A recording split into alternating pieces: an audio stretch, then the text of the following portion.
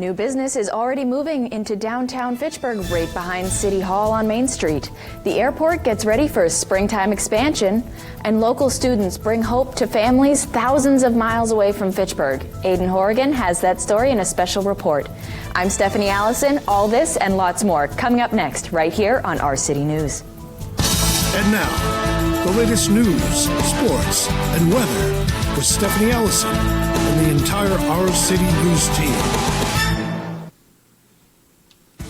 New business is coming into downtown Fitchburg as the city prepares for a wave of construction and remodeling all along the Main Street corridor. With recent private purchases, city investments, and major projects by Fitchburg State University, Fitchburg downtown is getting ready for a much-needed makeover. Our City News reporter, Aiden Horrigan, talked with Mayor DiNatale as he welcomed the first of several new businesses in the City Hall area of Main Street. 1, 2, 3.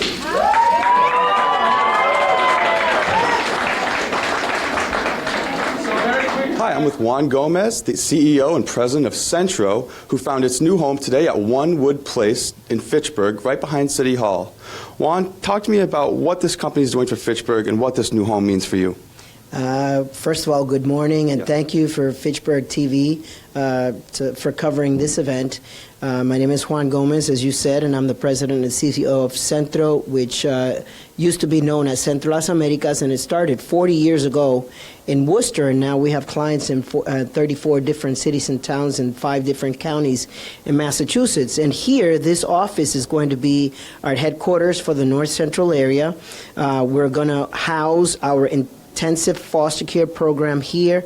We're going to house some of our staff that for our contracts with the Department of Children and Families, as well as this is going to be a training and capacity building facility for the organization as a whole. We want to thank the mayor, the chamber, and everyone that has been so supportive and helpful in helping us getting here, as well as Enterprise Bank for the loan to purchase the building, and Worcester Community Housing Resources that provided a bridge loan as well to help us secure this facility. So we're very thankful. Thank you so much. And not just human resources, but you also have teachers and mentors and nurses here. And this isn't the first home that you've had in Fitchburg. Is it true that Centro's had a presence in downtown Fitchburg for some time now?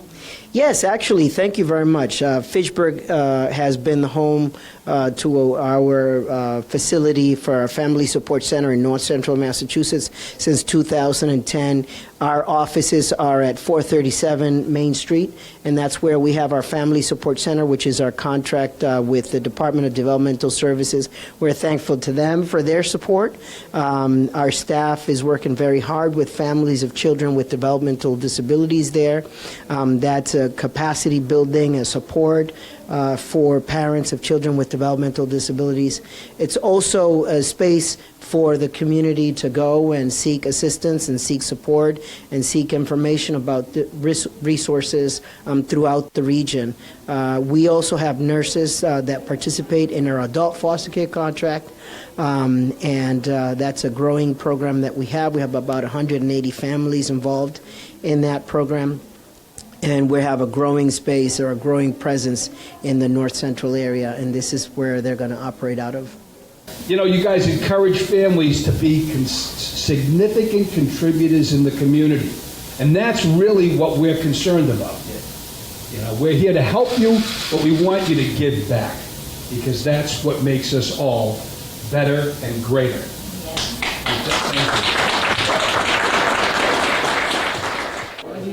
I'm at Centro's new home at One Wood Place behind City Hall in Fitchburg. I'm here with Stephen DiNatale, the mayor, and Juan Gomez, the CEO and president. Mr. Mayor, what does this new home for Centro mean for the city? You know, this is a building that's been unoccupied, vacant for a number of years.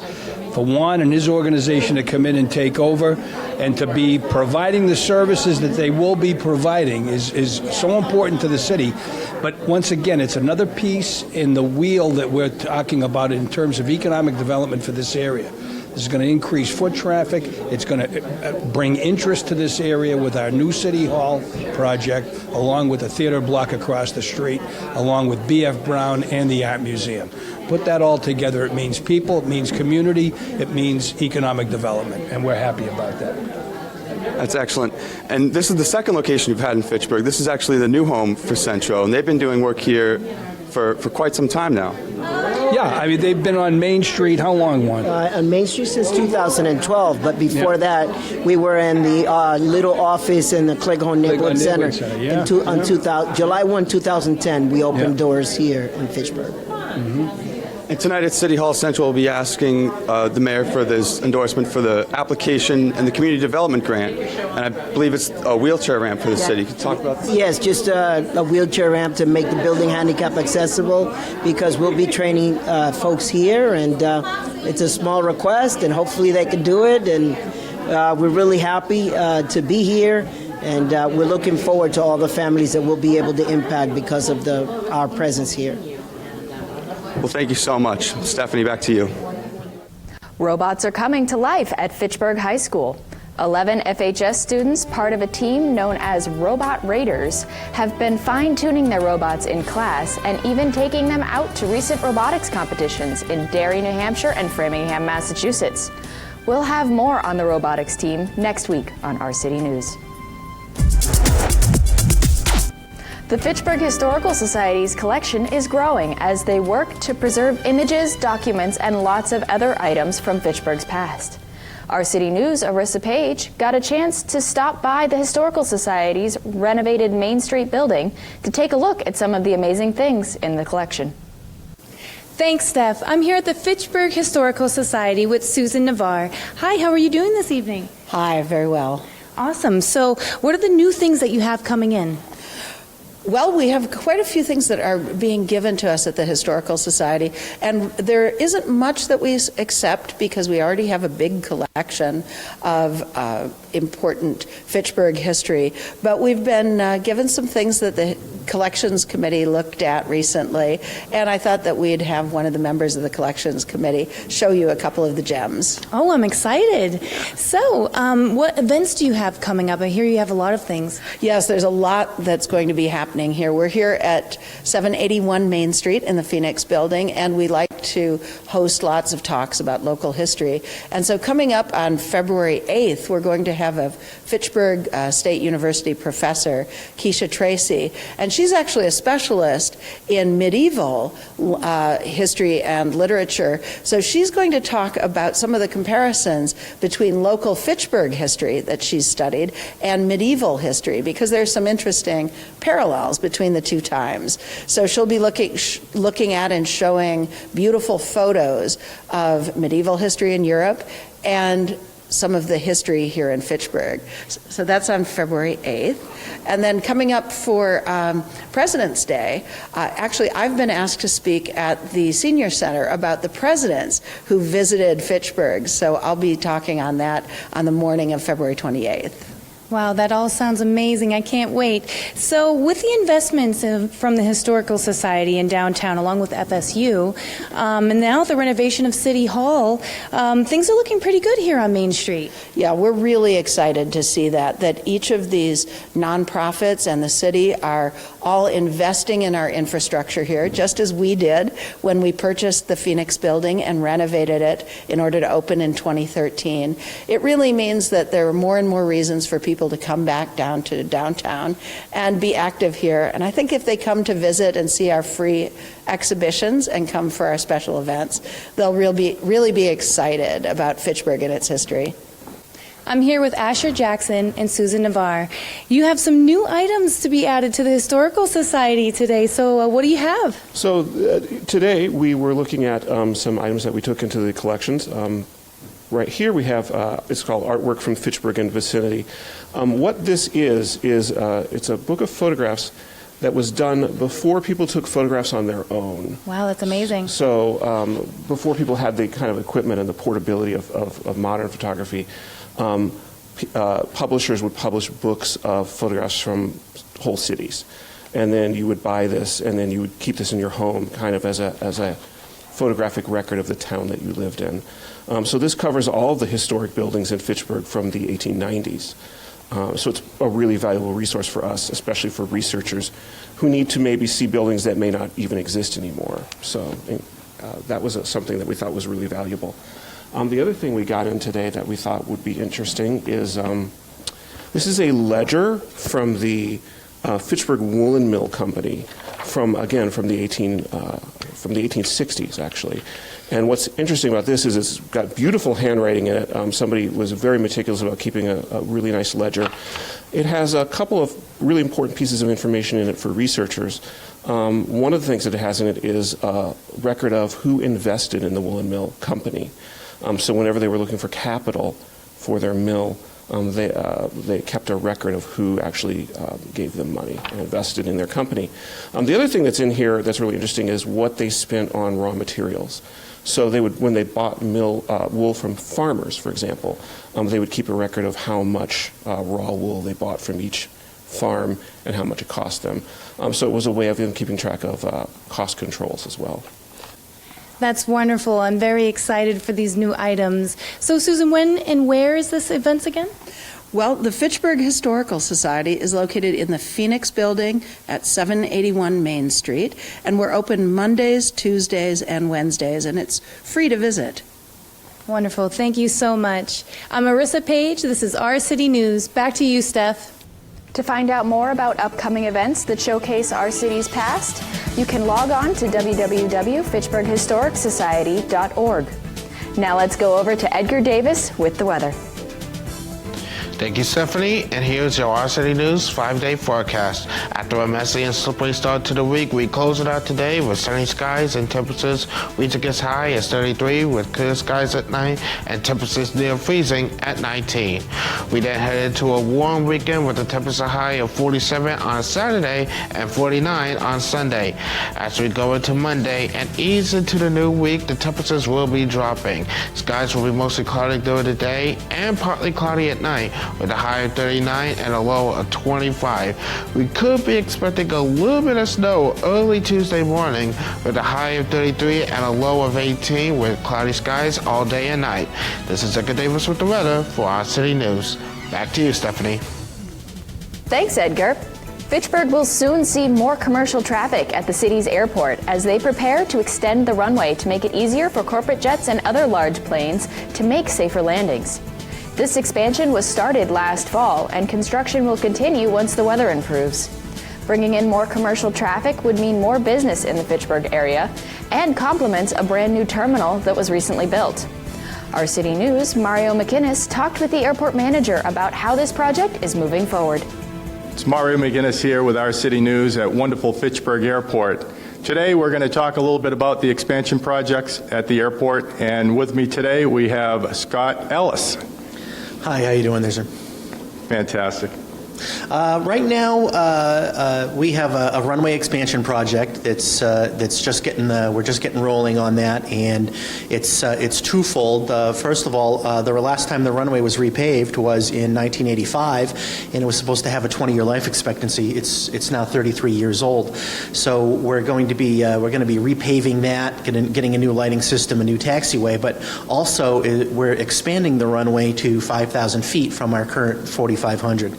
That's going to give us the ability to get more commercial traffic in here, more corporate traffic, jets like Learjets and Cessna Citations, and really make the airport and the area more attractive to business. Fantastic. And what about the funding for these projects? Well, this is a federal project. This is an FAA project. So the FAA pays for 90% of the runway construction.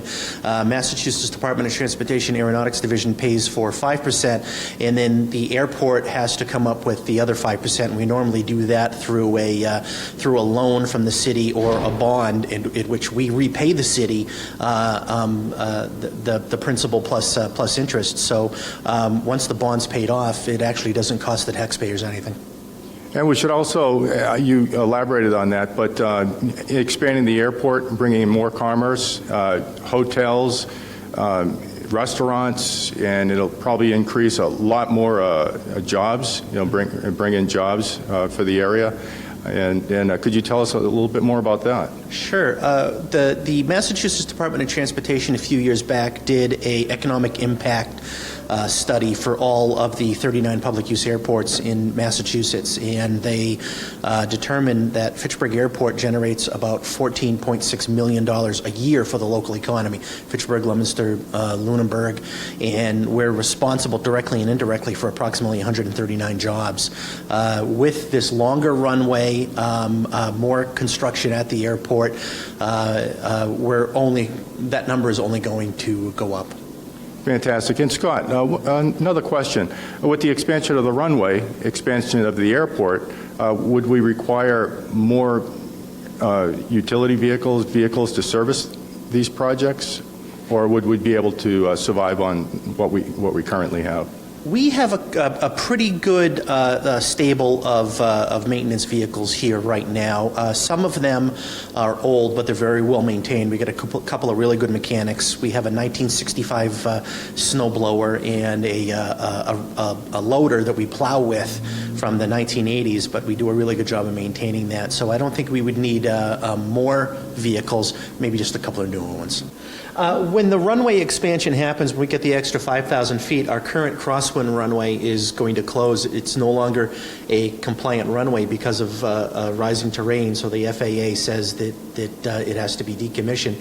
And once that happened, this whole area east of the main runway is going to be available for redevelopment, either development for the airport with new hangars, new businesses, an expansion of the industrial park, but that area is going to be up to 40 acres are going to be available for commerce and redevelopment. Well, to me, that sounds like more business, more jobs, and better for our city. From the Fitchburg Airport, I'm Mario McGinnis for Our City News. We'll be right back with more from Our City News on FATV.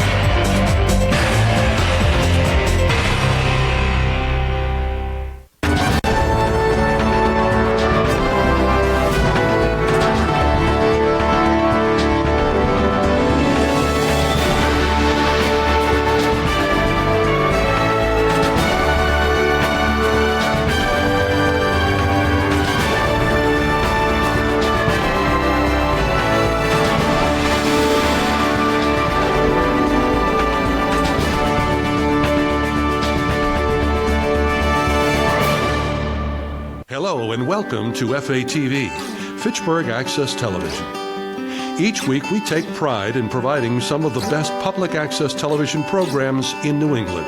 From FATV live sporting events, city meetings, and school functions, to weekly shows such as Barbara and You, Inside and Discussing Fitchburg, Sports Weekly, Weekly Wellness, and Our City.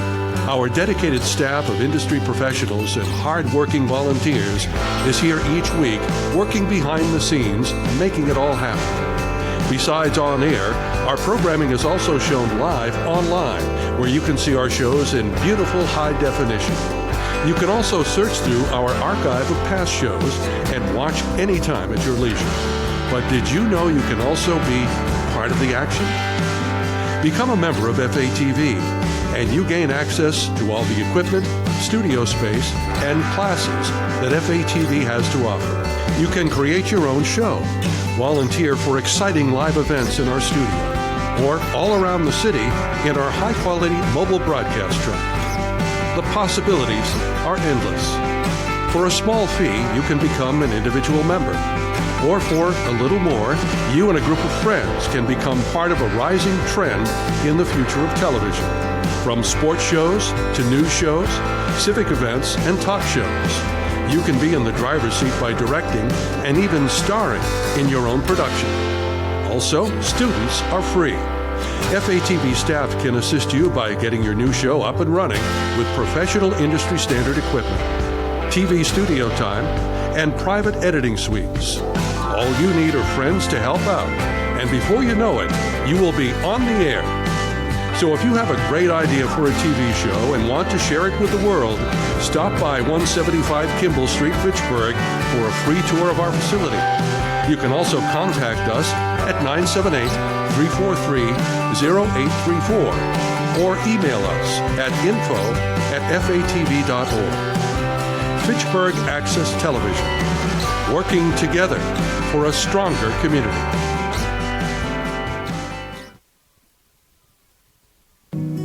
Winter is fun for the whole family, including your pets, but it's important to keep them safe, just like we keep us safe. I have with me Hero, my cardigan corgi, who's going to be our demo dog today and tell us a little bit about pet safety.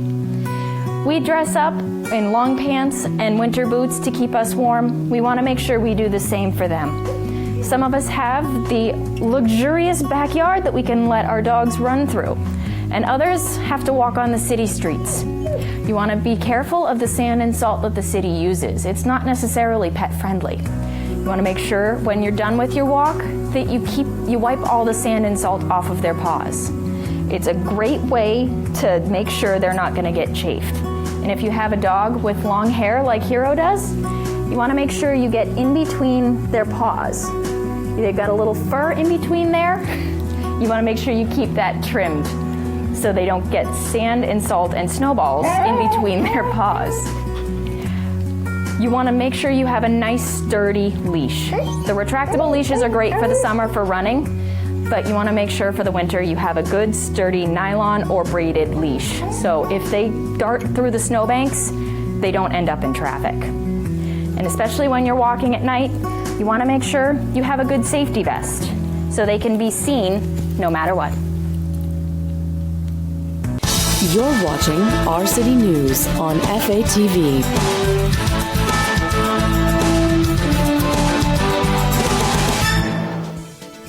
Fitchburg State College held a ribbon-cutting ceremony at the newly renovated Carmelita Landry Arena, opened its doors to students and athletes.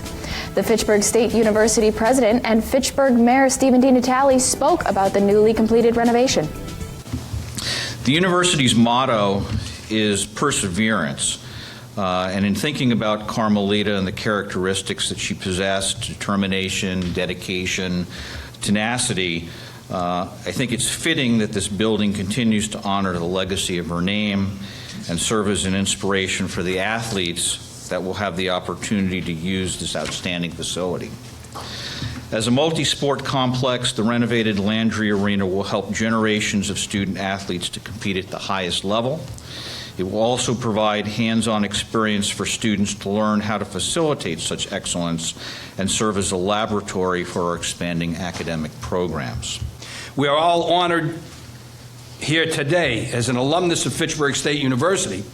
I am grateful for the spirit of collaboration and shared destiny that the university and city have long enjoyed.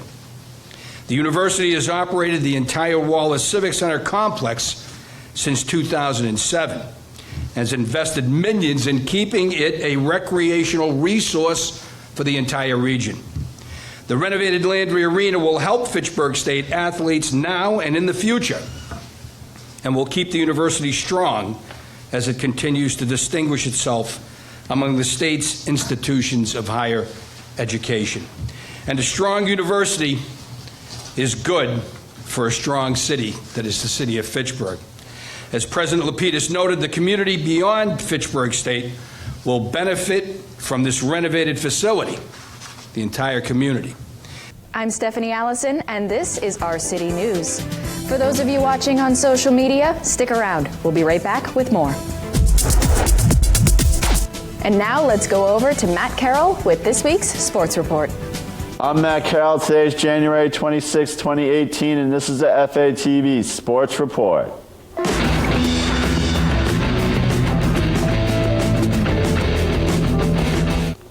We start with local sports. Fitchburg High playing Doherty at Doherty earlier on Tuesday. They lose that one 69-57. They will be playing tonight against Neshoba at home at 7 p.m.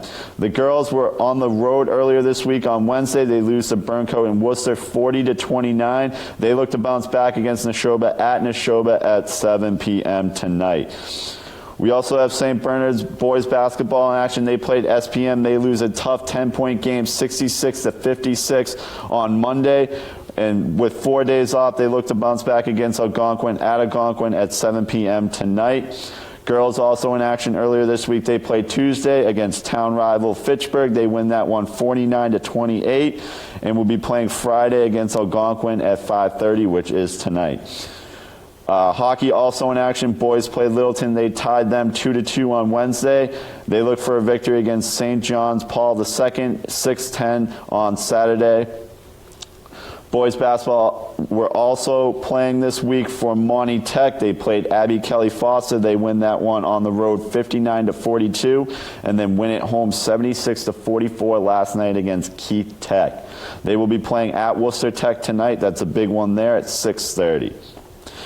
The girls played all 3 games home this week. They played Abby Kelly Foster. They win that one 70-40, and then they win against South Lancaster 60-37, and will be playing tonight against Worcester Tech at 6:45 again at home. Leominster boys basketball lose to Wachusett at Wachusett 59-32, and then play Shrewsbury tonight at 7 p.m. at Shrewsbury. Girls also in action. They played at home this week. They lose 57-26 against Wachusett, and will be playing Shrewsbury at home at 7 p.m. tonight. Hockey, boys on the road against Hudson. Always a tough game there. Lose that one 2-0, and will be playing at home on Monday the 29th against Westboro at 7:30. FSU sports played Bridgewater State men's and women's basketball. Men's dropped their games, a tough 10-point loss there, 68-58. The women's also lose 75-55. Men's hockey win an easy game against Westfield State, 9-3. The men able to put up 9 goals. That's the most they have put up all season long. Good momentum twist going into their next game, which is against conference rival Worcester State. Big game there. FATV will have coverage of that game starting at 4 p.m. You can catch that game streaming live at fatv.org on channel 9 and 36 as well. We also have pros. Celtics playing the LA Clippers. They win that one 113-102, ending that losing streak. They will be playing the Warriors in a big game on Saturday at 8:30, so catch that one for sure. Bruins play Jersey. They win that one 3-2, and will play Ottawa tonight.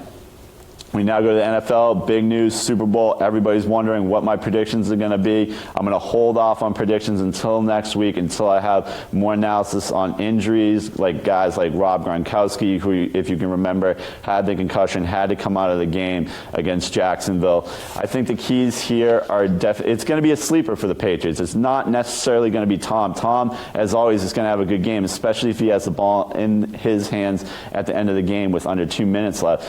I think it's still going to be a sleeper. It's going to be guys like White, who had a great Super Bowl, who also scored a touchdown against Jacksonville. That might be the momentum that he needs going forward into this game. It could be Lewis, who's had a great season. It could be Cooks. It could be Amendola. It's not going to be the guys that you might think, like a Rob Gronkowski, a Tom Brady. It might be the Patriots special teams. It might be the Pats defense. It's not going to be necessarily just Tom Brady that wins this game for the Patriots. As we saw in the last few Super Bowls, the Butler interception, or White scoring those last few touchdowns. It's guys at the end of the game like that win the games for the Patriots.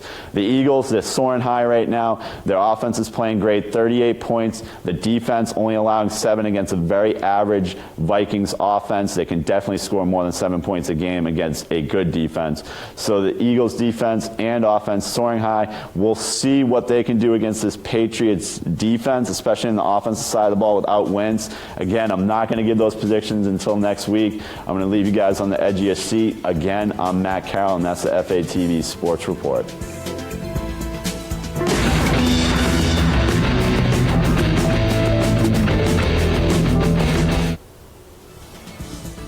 Thanks, Matt. I know a lot of people here in the Twin Cities are gearing up for the Super Bowl. Students from Monty Tech are going on a long way to help a small town in Texas destroyed by severe flooding last fall. Some families are getting much-needed help from a very dedicated group of local Marine ROTC students. Aiden Horrigan has the story in this Our City News special report. In late August of last year, Hurricane Harvey collided into the coast of Texas, reaping unprecedented devastation and catastrophe.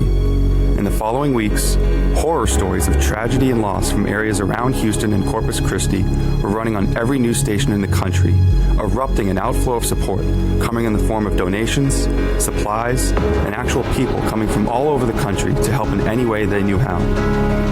One city that needed particular help was Wharton, Texas. A small riverfront city of about 9,000 people, 60 miles southwest of Houston, that calls itself the gateway to the Texas Gulf Coast.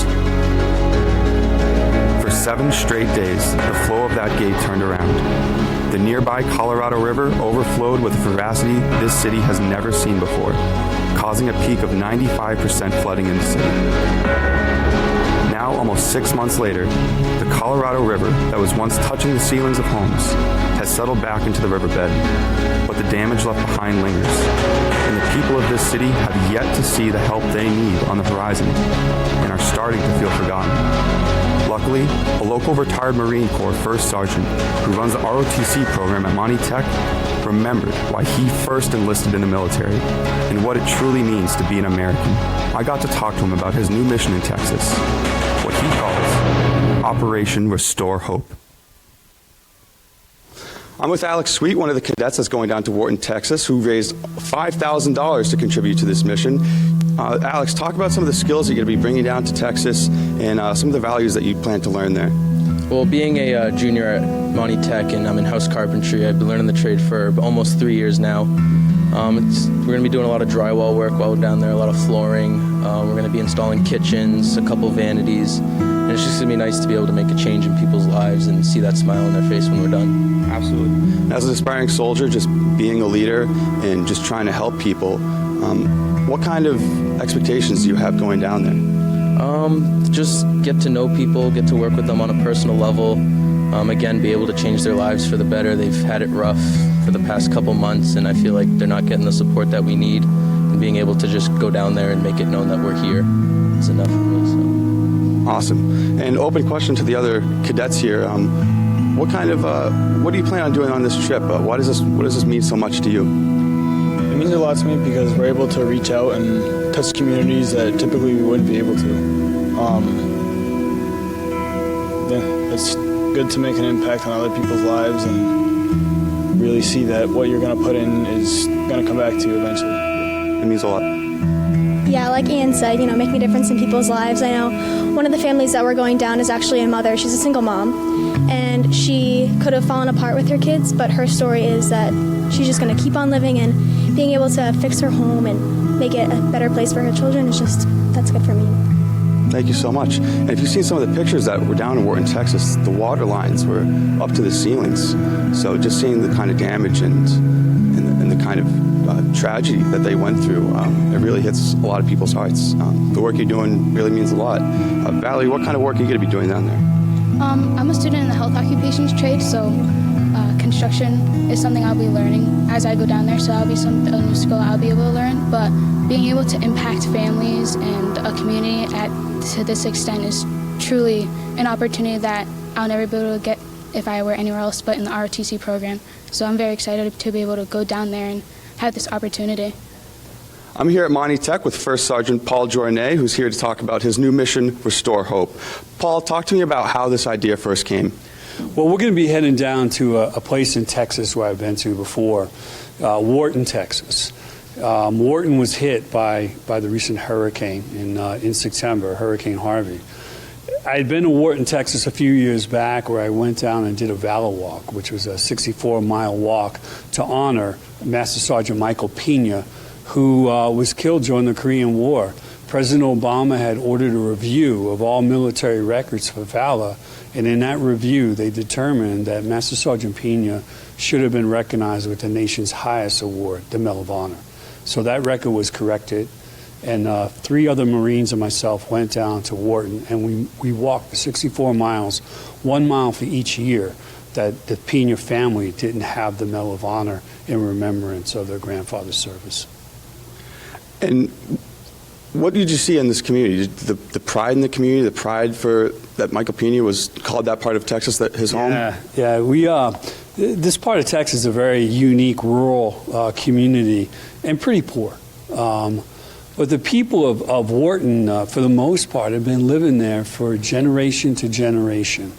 So knowing that one of their own, that Michael Pena, was raised and walked their roads and now is being recognized with the nation's highest award, they were certainly very proud of Michael and his accomplishments, and they honored him as one of their own. So as we walked, schools would have the kids come outside on the street and wave flags, and the community just really embraced the whole concept. And every year, this group does a march-a-thon, a fundraiser that usually raises about $25,000 for local communities and organizations around the community. But this year was different. It was a March for Texas, and you set a much higher goal this year. Yeah, we did. You know, having talked about Michael Pena so much, when the storm hit, I knew that I wanted to do something to support those people. I didn't realize just how devastated the area was till we looked into it a little bit more. And then we realized going from Fitchburg, Massachusetts to Texas is going to be a lot more expensive. The idea was that we didn't want to use all of our resources for transportation. We wanted to use the resources that we were able to raise to be able to apply to the materials that could help bring some homes back for families, homes that were destroyed. So we set a goal, and that goal has constantly been moving as we've taken on more and more work in Texas. As of today, we have raised $50,000 that'll be used just for materials in the Wharton, Texas area. And your initial goal was $30,000? Initial goal was $30,000. We really thought we were shooting a little bit too high, but aim high, shoot high. So that's where we went. I just returned from Texas. I was just there last week, and after seeing the homes and realizing the amount of time that we have on station there, we're trying to raise even a few more dollars because I think we have the time to effectively help some other people while we're there. And while you were down in Texas, you went to each home that you and this group are going to be working on, and you asked the families, what is the number one thing that you need from us? And you're really spending each and every penny to the most and doing the most good. It did. It's kind of hard when you first look at a house and try to realize, what can you do? How can you impact that home? We certainly don't have the ability to transform all these homes back to the conditions that they were, but we have a mission, and that mission is really to restore hope. So if you ask a person, what's the one thing I can do for you, and you can do that, you've changed that person's life. So I wanted to get the mission down to a level that we could actually affect and do well, and I think we have that. So I did visit 14 homes, met with homeowners, families, and we're going to be able to work on 13 of the 14. One of the homes, unfortunately, is just so far gone that we won't be able to. And how many kids are you bringing? How many cadets are you bringing? Where will you be staying? And what kind of work will they be doing? Well, we're going to be traveling down with 55 Monty Tech JROTC cadets, along with 14 chaperones. And these are a few of the cadets right here that will be traveling with us. On top, we'll be staying at the Boys and Girls Club, which is another great partnership in Wharton, Texas. We'll be basically living on cots, sleeping on cots during the evening. In the morning, we'll clean everything up, return it back to a Boys and Girls Club, and off to the job sites we go. So we'll be working on multiple job sites at one time. Thank you so much for your time. You're welcome. I'm Aiden Horgan, Our City News.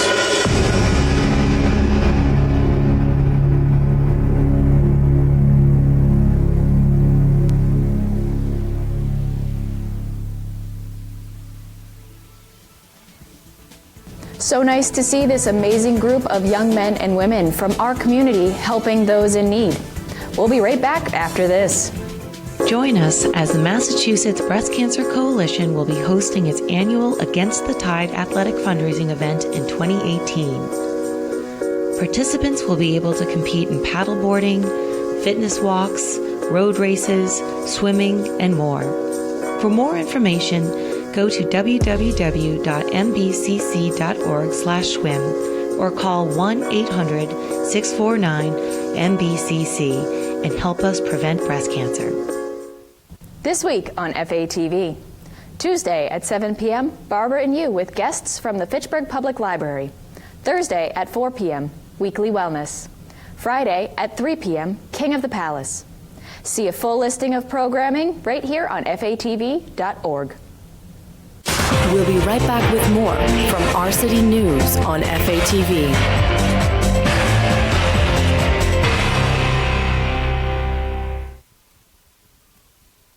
The Massachusetts Breast Cancer Coalition is the state's leading breast cancer organization. It is focused on preventing causes of breast cancer that stem from the environment. It will be holding its annual statewide Against the Tide athletic fundraising event in 2018. This event features many competitive and recreational activities, including paddleboarding, swimming, kayaking, fitness walks, 5 and 10K races, and even an aquathon. Massachusetts residents can participate by registering online or by calling 1-800-649-MBCC. We hope to see you there.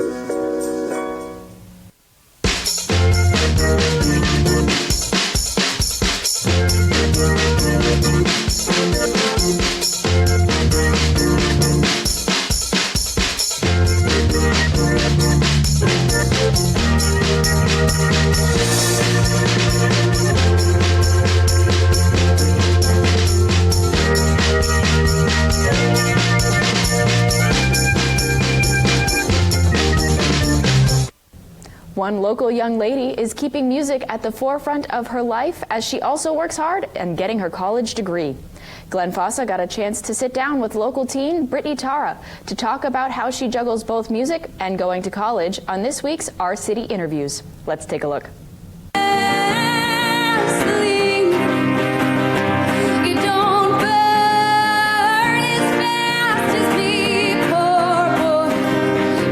On this special segment of Our City News, it's all about news, entertainment, weather, and sports.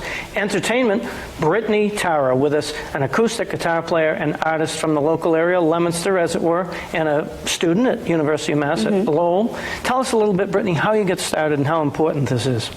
I started right here at FATV. I started working with Eric Bard and Sunny Lake. I did an original with Hugh Norton. I started singing when I was 12. I started playing guitar when I was about 6 years ago, and I've mostly just kept going from there. Your performance will show sort of an amalgam of years of talent and sort of working your way up. What's in store for the future? I'm hoping that I'll be doing music in the future, continuing doing what I'm doing. I'm thinking of minoring in music at UMass Lowell, so hopefully I'll be able to keep going with that. And this has been more than a hobby. It's been gigs, and you've actually performed and done well with it. Definitely, yeah, and I'm hoping to get more of that as well. There's more to come with Brittany Tara, our local artist, in more of this Our City special news segment.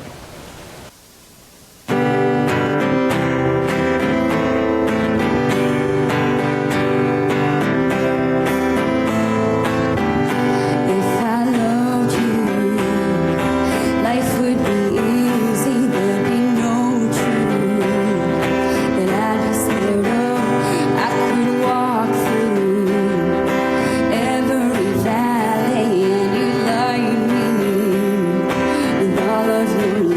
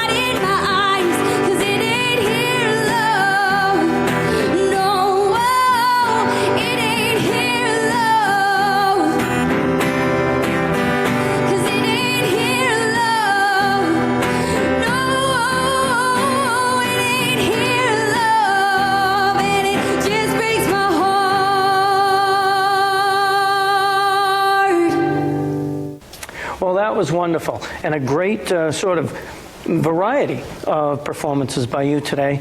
Tell us a little bit about where this heads for you next, and inspiring others who are younger than you or just starting out about their dreams forward. I'm thinking actually about, with my minor in music, I'm thinking about producing in the future. I'm actually majoring in business. So I'm trying to encourage young artists to do as I did. I'm trying to help young performers get to where I am and farther, hopefully. The name is Brittany Tara. We're going to look out for her in future segments of Our City News. Thanks for watching Our City News. I'm Stephanie Allison. This episode is brought to you by KCMC Management, our local Dunkin' Donuts. If you have a story you'd like us to share, check out our Facebook page or email us at ourcitynewsfitchburg@gmail.com. For all of us here at FATV and Our City News, go out and enjoy the warm weekend, Fitchburg.